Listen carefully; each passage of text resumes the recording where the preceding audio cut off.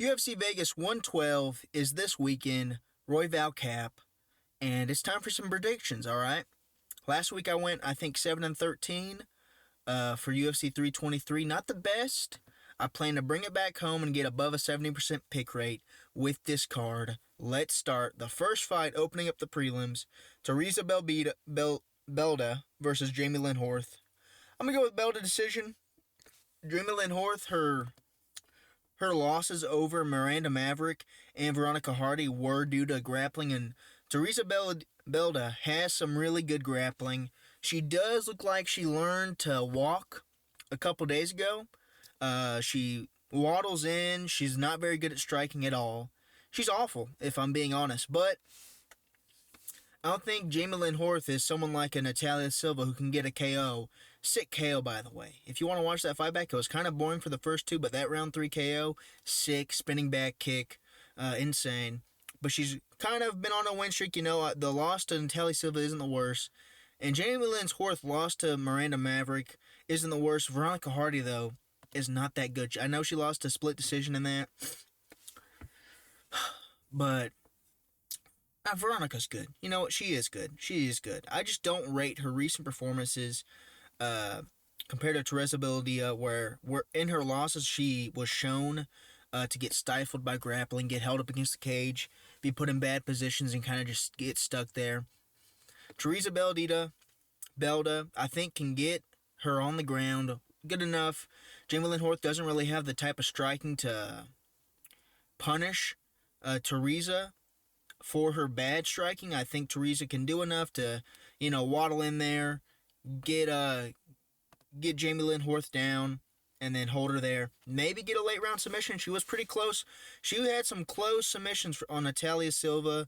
Her Gabriel Fernandez fight, she had a couple close, if I remember correctly. I may be wrong.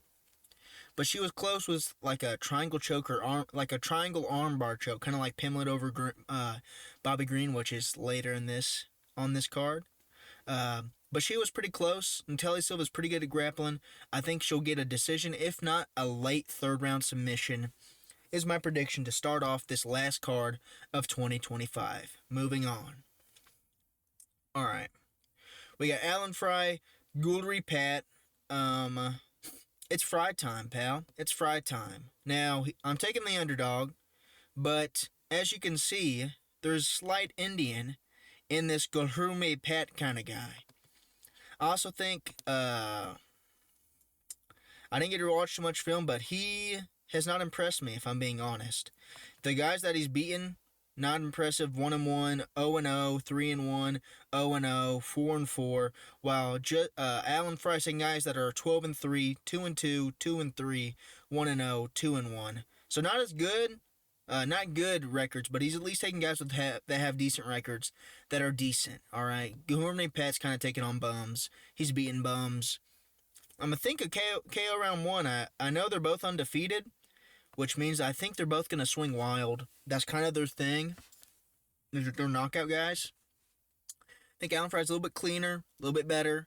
And then I don't trust Pat's chin. Like I said, he's got a bit of Indian in him.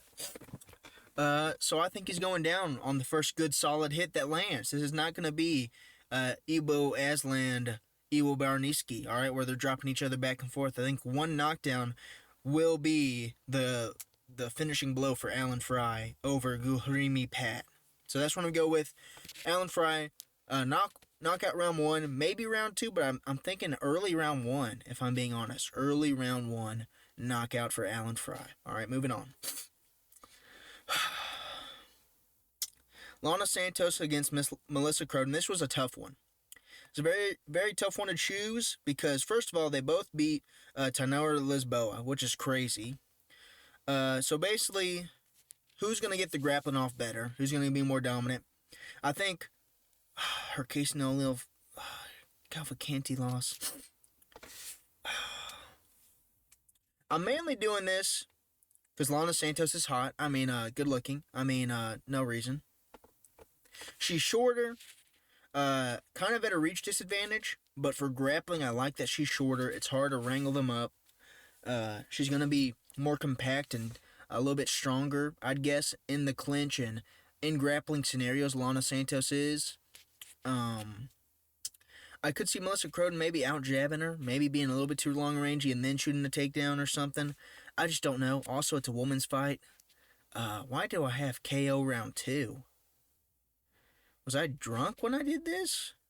What made me think KO round 2? I don't know. I don't know what made me do that. I apologize. I guess I was thinking ground and pound finish round 2. Maybe. I couldn't watch any film. It wouldn't let me look up these last girls' fights for some reason. I'm just gonna go with Lana Santos, a little bit younger, which I think in women's MMA adds up quick, which is another reason why for another women's fight that I picked later in the card. You'll see why I picked that lady. But I will say Melissa Croden is a good underdog. Just feel like Lana Santos has fought a little bit of better competition. Tainara Lisboa is not the best, but you know, Juliana Miller, I don't know. It's WMMA. I'm going to go with a Santos decision or late rounds, a ground and pound TKO. Maybe, no, she's not really. She'd go for the submission, but I don't think she'd submit Melissa Croden. So late round, a decision. Lana Santos, Melissa Croden decision, 29-28. You know how it is. It's WMMA. All right. Now this one, Battle of the Fatties is here, dude. If you haven't seen Steven Asplin's KO on the Contender Series, him and, what was his name? Anthony Garusio just start swinging, dude. They start swinging. Is his only loss by submission? Yeah, he has been submitted before, but I don't think Sean Sheriff's going to try and take this to the ground. They're going to be swinging. And then Steven Asplin showed decent chin. I think he got cracked on the Contender Series, if I remember correctly. He got cracked, but he's able to be calm, recover, crack back. It's both their debuts. No, it's not. But he lost. That's what it was. How you know? He lost to Junior Tafa. If you lose to a Tafa brother, you suck. I'm sorry, you just suck. I'm gonna pick against you. I'm gonna choose Steven Asplum. His skin's gonna wobble all over the place. All the extra skin from his fat loss is probably gonna smack around Sean Serif. It's gonna create blind spots for Asplin to put a jab behind. You know, he may throw his fat skin. Dude, you need to see Steven Asplin. He has so much loose skin. He could probably could work as a plate, if I'm being honest. But he may slap Sean Sheriff with that loose skin, slap him around, make him miss, and then probably KO him round 1. They're going to be swinging. They're both pretty unexperienced, 6-1, 4-1. I think Asplin's gone to a decision, though, before. Yeah, he has. I don't think this guy has. Yeah. Sean Sheriff's never gone to a decision. I don't think it will go, but if that helps me, that makes me feel better. If it does go to a decision, Asplin has this, but I'm thinking round 1 KO. They're both going to swing. You know, it's low-ranked fat heavyweights. They either get the KO in the first round or they just tire each other out to a decision. Okay? So either round 1 KO or decision for Steven Asplin. Let's go. Okay. I chose Magny Amosov, right? It was very hard to. If I'm being honest, if I'm being very, very honest, his last loss did not look too good. The guy's 16-4. But I will say, I have noticed ever since the spinning elbow heard around the world against Aaron Pico, the UFC have, every time they bring in, you saw it with, he beat Tagir, Kyogi Horiguchi. You've seen with some other guys, even guys on this card, the guy who's facing Bobby Green, I think was a Bellator guy, but not as big. But you see these guys from Bellator and other promotions and stuff in Ryzen, instead of putting them at the very top and having them KO'd or hilariously finished or lose awfully, they're now bringing them down and saying, hey, you're going to work your way up, all right? And it's worked a lot better. Like I said, Kyogi Horiguchi, there was another guy that they brought in. Not that they brought him, but, you know, was from another promotion. He did decent. So they've started doing better with bringing people in from other promotions and not feeding them to the wolves. Neil Magny's a hard guy, though. He's very tough. He's pretty durable. I know Protest knocked him out cold, but Yaroslav Asmasov is not the kind of guy to knock you out cold, really. At least recently. He's been more decision-heavy. I don't think he'll submit Neil Magny. Neil Magny's pretty good at submission defense. I'm just going to hope that he outpaces, outvolumes and outworks Magny. He's a little bit younger, 32. He's in his prime. Magny's towards the end of his career. He is on a 2-fight winning streak. Somehow, he's on a 2-fight winning streak. Submitted Jake Matthews, submitted or TKO to Leslie Zaleski from back mount. Insane that that's a thing that's actually happened. That Magny's on a 2-fight win streak in 2025 leading into 2026. But, that's the UFC. It's going to work out that way. But I'm going to choose Yaroslav Amosov right now. I'm going to be great money on Magny. In my personal opinion, plus 225 on Magny is insane. All right. Yaroslav Amosov has not looked the best recently. And then with the war between Russia and Ukraine, I don't know how well he's been able to do training. I saw the thing where he recovered his Bellator belt from his home, and it somehow survived raiding and looting and bombing. I just don't know. But I'm going to trust his youth and the fact that, he's coming in now kind of fresh against not a big spotlight. This isn't main event. This isn't even on the main card, I don't think. This is on the prelims, yeah. On the prelims, disrespectful to Neil Magny, by the way. Disrespectful. But, I think this is it. I think Yaroslav will get him with a decision. I don't see him finishing Neil Magny. Magny's hard to finish unless you can switch him off. He's hard to finish unless you can switch him off, like a Marcos Morales, like a Carlos Prates. Even Ian Gary. I don't think Ian Gary finished him. Did he finish Neil Magny? No, he took Jeff Neal to a decision. I don't know. But I think he's hard to finish unless you have crazy power, and Yaroslav does not have the best power. At least not recently. His last finish was like forever ago. Never mind. Yeah, the last time he got a finish was forever ago, so I'm going to trust Magny's chin to take him to a decision but still lose. Get outworked by a younger guy. Okay? So that's my pick. All right. Joanderson Brito is at Isaac Thomas. I'm going to go with Brito. Thomas is little untested. He's young in the game, only 23. Brito's in his prime. And he's only lost to William Gomez, which isn't that bad, and Pat Sabatini. Those aren't bad losses. He took Gomez to a split decision. Gomez is pretty good. He's rangy. He's kind of hard to deal with unless you can, outwork him. And, he's rangy. He'll cheat. He's French. He's with Sirgan's team and Amavov, so they're good at cheating. But he has wins over Jack Shore, Jonathan Pierce. Weston Wilson's pretty decent. And then, I just don't know. I think this guy, it's his UFC debut.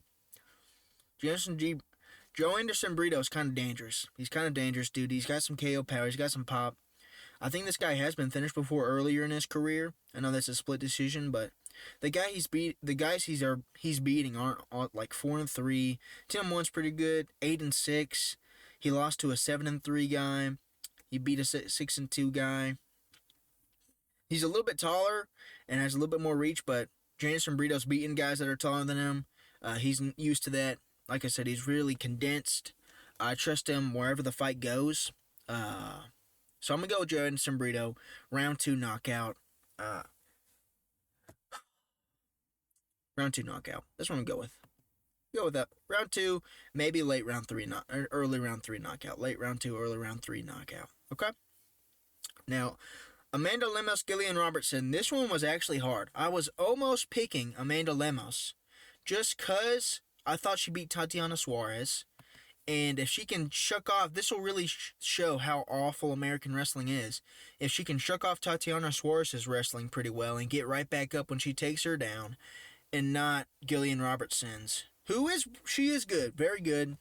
She's lost to Tabitha Ritchie. That's kind of what worried me. Because how are you going to lose to Tabitha Ritchie when she's, like Zhang Wei Li against Shevchenko, jabbing at nobody for 25 minutes or 15 minutes or however long the fight is. But I think Gillian Robertson, Amanda Lemos is 38. Robertson's in her prime-ish for a woman, 30. A little bit taller. Shorter reach somehow. That's crazy. 2-inch reach disadvantage for Robertson is insane. But I think Amanda Lemos is on her way out. She's win, lose, which, if you follow this pattern, like I said with Terrence McKinney. She should win this one. If you look at this nice this nice polka dot Christmas pattern, she should win. Her win over Mackenzie Dern's actually, you know what? Amanda Lemos. I don't care. Mackenzie Dern, she doesn't have the best takedown attempts though, and Gillian Robertson does kind of have some good takedown attempts. Crud. Paliana Rodriguez. Crud. You know what? You have to take risks sometimes. And I'm going to choose Amanda Lemos by decision. I think she can stuff Tatiana Suarez takedowns, deal with Mackenzie Dern, beat her up on the feet. A little bit more manly. Gillian Robertson looks somewhat like a woman, in this. What is that? Is that a, what's that called? Where they're like, in prison? They're not in prison, but they got arrested.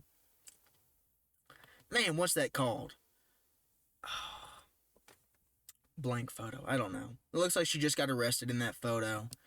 But Amanda Lemos is more of a man. She is 38, which scares me. But you know what? Maybe this auntie is going to show this young whippersnapper how to get it done. I'm going to go with Amanda Lemos by decision. I just changed my mind right on the spot. Because I read patterns, dude. I can read patterns. Look at this. Loss, win, loss, win, loss. Due for a win, pal. Due for a win. Beating Mackenzie Dern and then beating Tatiana Suarez, in my opinion. How long was that Mackenzie Dern fight? Only a year ago. Almost 2 years ago. Not that long ago. She was 37. Really 36. But she's getting really up there. She's almost 40. But I think I'll trust Amanda Lemos to get the decision. To stuff all of Gillian Robertson's takedowns. Be a little bit better than her on the feet. Not let her get anything done. That's what I'm going to go with. The thing is, she does get outworked, like in the clinch, and, because that's kind of where Suarez won, is she was just outworking her in the clinch with tiny punches and stuff. But Gillian Robertson is not really good in the clinch, I don't think so. So I'm going to go with Amanda Lemos. Oh my goodness, dude. Look, do you see that? Yeah. But you know what? The underdog prevails, dude. They prevail. All right, up next, main card, catchweight bout, 160. King Green, Lance Gibson Jr. Oh, let me make it so you can see this a little bit better. There you go. Is that better? There you go. Actually, that's probably better. Yep. I'm going to go with Gibson via round 1 KO. Even though I do know he lost to Vladimir Tokov, which scares me because it was a power jab. Dude, if Bobby Green wins this, like the Grant Dawson KO, where he just jabs him and he comes crumbling down like a Jenga tower, I will be upset. I will be very upset because I wanted to pick Bobby Green. I think Bobby Green's on his way out. He is almost 40. He is almost 40. I can't trust that. Almost 40. Flatline KO'd by Mauricio Rufy. He took about a year off, which is fair. Not fair, but which was needed. But flatline by Mauricio Rufy. Submitted and broke his arm against Paddy Pimblett. He hasn't looked his best. He looked very timid in the Rufy fight. He really didn't. I don't think he got like a single significant strike or something. Maybe that's just because of how much presence Rufy has, and he can kind of control the fight. And I haven't really watched any of Lance Gibson's fight because I can't find where. But I'm gonna trust in Lance Gibson Jr. He's in his prime. A little bit better of a reach, 1.5 inches advantage in reach. Same height. It's kind of short notice. I don't think that's good for Bobby Green, and I think he needs a full camp to really prepare his body. It's catch weight. He's gonna be a little flabby, I don't know how much he's into this game. But Lance Gibson just now in the UFC, he's gonna try his best. He's gonna go for it. I think he'll knock him out in the first, maybe late first, early second. Depends on how quick he gets after it. But Bobby Green's just so timid now. Ever since the Jalen Turner knockout, he had that war with Jim Miller, and then it's been arm break, triangle submission, and then a highlight reel TKO or a wheel kick KO. It's not looking good. I don't trust him. I'm going to go with Lance Gibson Jr. for the short notice catchweight bout. Okay? Kennedy Nzechukwu, Marcus Buchecha. Now, this one was also hard because I wanted to choose Marcus Buchecha, but he looked awful in his debut. UFC debut looked awful. I saw the Amir Al-Barki and the Krilly Gashino. See that heel hook submission? I watched it. He's actually Marcus Almeida, I'm pretty sure is his real last name. But, maybe he changed it or something.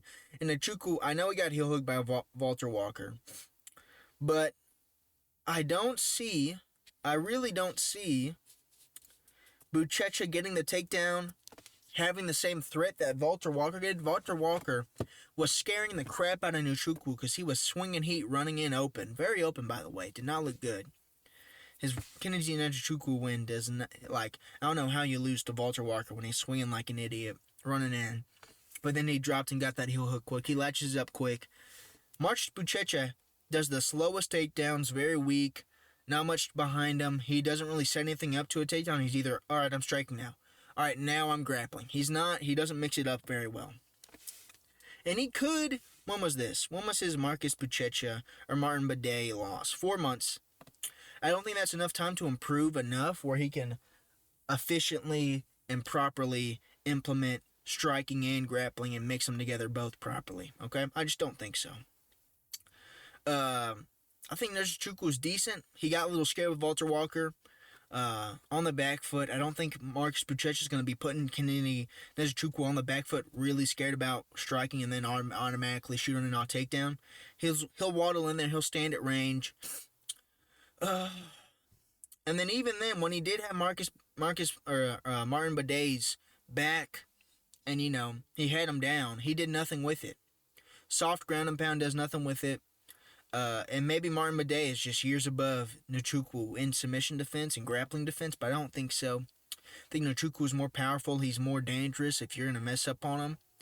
He used to be a light heavyweight, lighter man skill, even though he used to be a light heavyweight. I think so. I think he used to be a light heavyweight. Now he's heavyweight. I'm hoping, even though Walter Walker showed that lighter man skill does not work for these heavyweights, I think it will for Marcus Buchecha because he's so young to the game too. Very new. 5-2. Doesn't have experience. Not used to mixing it up. I think he'll get knocked out on round 1. Maybe round 2. But I could see Nzechukwu getting an uppercut or something as Buchecha shoots in his lazy, slow, from half across the octagon takedown. That's very readable. I think he can put something up the middle. And even if he doesn't catch him with it, he's going to show something up the middle for Marcus to worry about. And I feel like Marcus is the type of guy, if you show him something up the middle, he's not going to go for a takedown unless, it's like a last resort. I think he's going to piece him up. He's really slow. Kennedy Nzechukwu was at least a little quick. Pretty quick. Decently quick. Kind of quick. Quick. Faster than slow. I don't know. I'm going to go with Kennedy Nzechukwu. It was hard, though. I kind of wanted to pick Marcus Buchecha, but he sucks, so I'm not going to pick him. I want to go positive on this card. All right? Up next, Morgan Charrier, Michael Costa. This was also hard because I really wanted to pick Morgan Charrier for a knockout because Michael Costa looked awful in the Julian Erosa fight, but he beat Julian Erosa, who is a good fighter. 31-11. I think he just out-smothered him, if I remember correctly. He beat C-Rod. His loss was only to Steven Garcia recently, and Steven Garcia is very good. Morgan Charrier, he lost to Nathaniel Wood, who, looking back, he just robbed Jose Delgado. Not the best loss. Lost to Shep Mariscal. Split decision, so I do think he can push a pace. And then the late Nate Landwehr KO, he knocked him out, but he was getting pieced up by Nate Landwehr and almost got knocked out himself before he got that knockout blow. I think Costa's really good at smothering. I don't see Morgan Charrier putting up as good of a fight as Julian Erosa. Personally, I don't know. This was tough, but I also Michael Costa's just pretty good. I think his up against the cage work is pretty decent. I think that's going to be it. That's going to be the kind of the decider. Like I said, the Nathaniel Wood loss isn't looking too good. He's a little bit younger, a little bit taller, better 3-inch reach advantage, so I think he can stay on the outside if he needs to, not trade blows with Morgan Charrier too much. I'm going to trust it. He's on a 4-fight win streak. That's good. I think he's having momentum is really good for this kind of fight. I think he'll beat this, you know, by a decision, close decision, maybe 29-28. I could see Charrier getting the first round, and then Magny Amosov just kind of works him down, slows him down, stifles him, gasses him out for round 2 and 3, is what I'm guessing.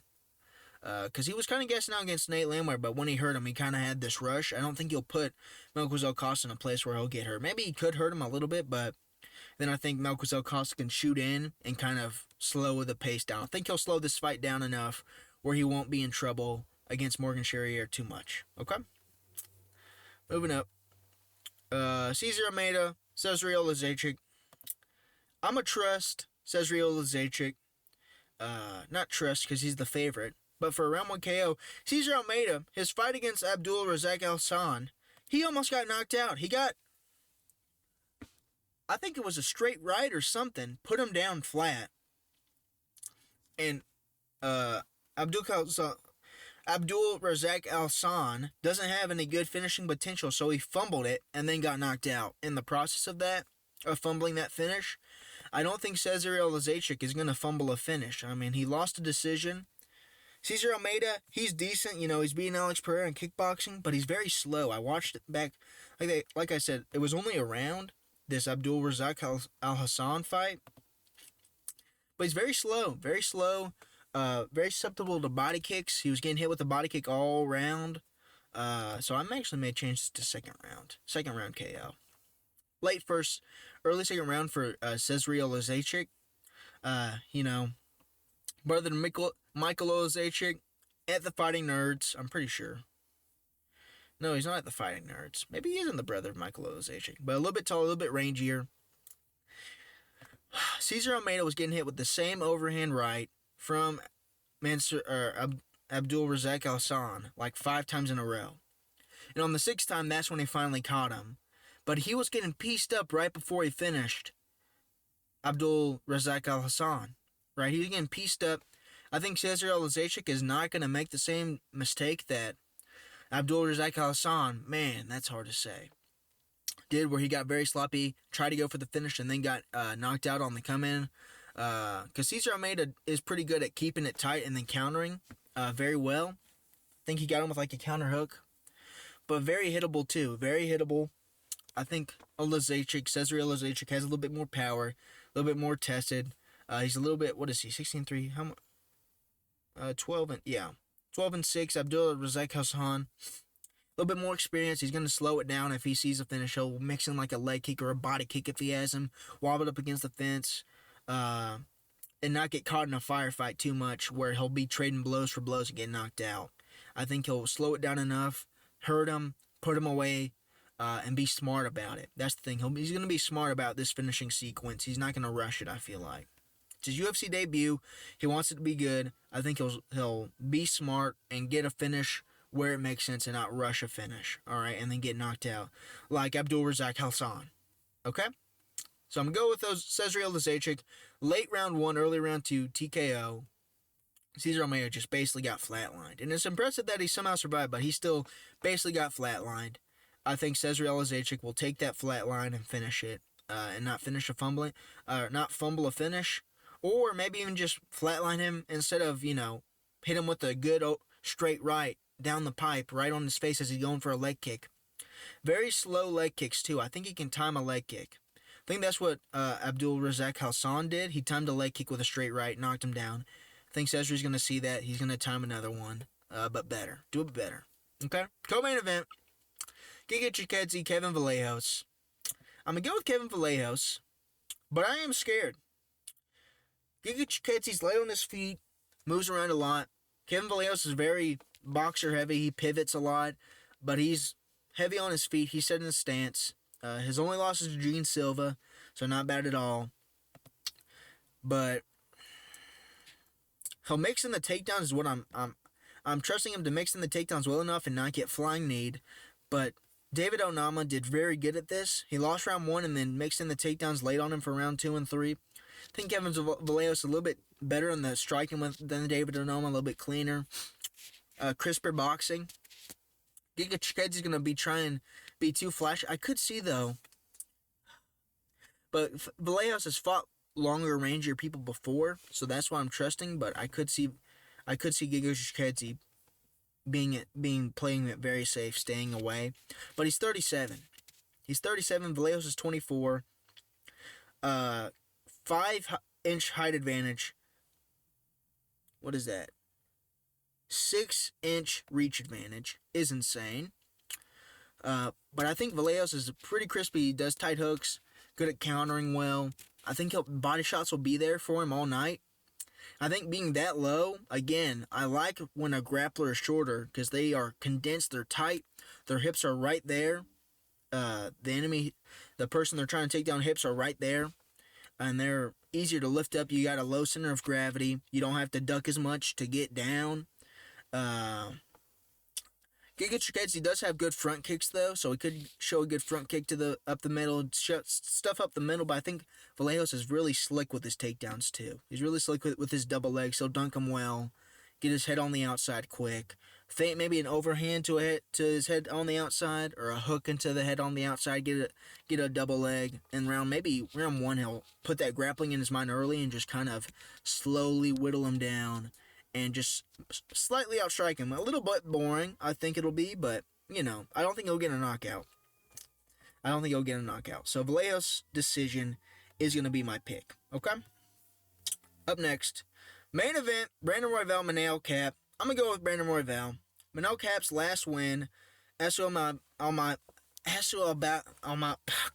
I'm just going to call him Asu. He did not look the best. He got a finish via eye poke TKO. Got that finish. I don't know. I just don't trust him. He missed he missed his Brandon Royval chance at 317, and Joshua Van stepped in and took it. And Royval, losing to Joshua Van so far does not look that bad, And he was doing pretty good in round 2. I think Magny Amosov's really quick. He has decent power, but I don't think he has the kind of power that Kai Kara France has. I don't think he's going to be able to put Brandon Royval. I think Brandon Royval is going to beat him in these later rounds. He'll probably lose round 1 and 2, and he'll maybe start losing round 3 and then bring it back in the end. I could see it being, though, a good split decision. Royval's really good at edging out split decisions, though. You saw with Brandon Moreno and Tetsuro Taira. He can edge out a split decision and show volume and work his way back in the fight in these later rounds. And Magny Amosov lost to Kyle Sakura at Ryzen, and that's just not aging too well. He lost to Muhammad Mokaev, which isn't the best, but, he's beaten Bruno Silva and Asu Almabayev, which Bruno Silva, he's decent, pretty good. If you're talking about Joshua Van, I'll call Bruno Silva the best fighter ever to get a win on. But if it's for Magny Amosov, I'll say Bruno Silva sucks. You know what I'm saying? That's the kind of fighter Bruno Silva is. Also think it's just good odds on Royval. Plus 175. He's had close fights with Tetsuro Taira and Brandon Moreno, both good. He's only lost to Pantoja, really. Magny Amosov just hasn't shown me anything. He's very, like I said, very quick. He moves his head, good head movement. But I think Royval having, what is this? They have the same reach? My goodness. He has a height advantage, but really, same reach. Huh. That must be wrong. That's got to be wrong. There's no way they have the same reach. Man, Magny Amosov's weird. Like a certain animal, but I don't know which certain animal has really long arms. I don't know. Like a sloth? The sloth has long arms. Anyways. But he's not a sloth because he's quick. I was thinking Magny Amosov, he hasn't looked the best. The Asu Almabayev fight, even though Asu Almabayev is good, he got an eye KO. That KO TKO is via eye poke, where he scraped his eye while he was running away. I think Brandon Royval is going to out-jab him. The main reason why he was doing so good against Asu was biting on his feints, overthrowing a lot, and then getting countered. I think Brandon Royval is going to like he did with Joshua Van, be hard on his jab and not overthrow too much. Hard on his jab, not overthrow, and just pepper Manel Kape's face the whole fight. For all 25 minutes, he's going to be peppering his face, mixing in takedowns maybe if needed, but I don't think so. Manel Kape has very good sprawls, gets his hips out there really quick, so I don't really see it. I could see him maybe shooting it if he gets him hurt. But Brandon Royval's hard to put away, dude. I don't think... How many times has he been finished? Let me just check. He's been finished 2 times. 2 times he's been finished. And he's 17 and 18. 17 and 8. He's been finished 2 times. I'm going to trust him to win this in the later rounds via winning round 3, 4, and 5. Late rounds decision. And it's going to be sad because, not sad, but it's going to put the division on a standstill. It's like, what? He's basically Max Holloway. He's the Max Holloway of flyweight. That's a really, you know what? Great comparison, Dawson. He's the Max Holloway of flyweight right now. Except, he's never had championship. You know, he never, like, beat the guy and then lost to the next upcoming guy, even though he thought he was the guy. Like Holloway. He's a little bit older, but, you know, they're both basically the same age. Again, Manel Kape just hasn't impressed me too much. He's really quick. Once he gets into his flow, he's dangerous. But I think Brandon Royval's really good at interrupting flow. You saw with Joshua Van in round 2, where he took Joshua Van out of his flow. Joshua Van got out of the flow in round 1. He took him out in round 2, won round 2, and just lost to round 3 via stomps and trying to go for a knee up the middle on a shorter guy, which he may do for Manel Kape. And Joshua Van just timed it with a perfect counter, right? He was getting countered a lot. Which, now that I think about it, but I do think if it was 5 rounds, Royval could have won against Joshua Van. So I'm going to hope and pray that he does win. He lost 2 and 3 against Joshua Van. This may be like a same-looking fight where he'll win round 3. Instead of winning round 3, 4, 5, like I think maybe he'll win round 2 and then win round 4 and 5. But I think it's going to be a decision. Going to be not a war, but peppering back and forth, outstriking. Royval barely outstriking Kape. Staying safe, staying at distance, keeping his jab on him, interrupting Manel Kape's flow state, where he doesn't really get anything going, is what I think. So that's my final picks, predictions for this card. I'm not going to go over any bets this week because I am late and I got to go to work in 30 minutes, and I have an hour drive there, so I'm going to be a little late, but you know. But yeah, that's my last pick for the last card of 2025. Hopefully I can bring this back around and get myself into the 70%, maybe 75% pick rate. Hopefully I do good. I will see you all later. Like, subscribe, maybe? But tell me, comment down below, guys. Who do you think's going to win? Manel Kape, Brandon Royval? Comment below, dude. No one's probably watching this far besides me again, but, you know, hey, comment who you think's going to win. I think Royval's going to get the upset. How many underdogs do I have? That's 1 underdog. They're near even, slight favorite. I think this is technically 2 underdogs. He may be the underdog. He may not be, so I won't count that. That's 2 underdogs at least.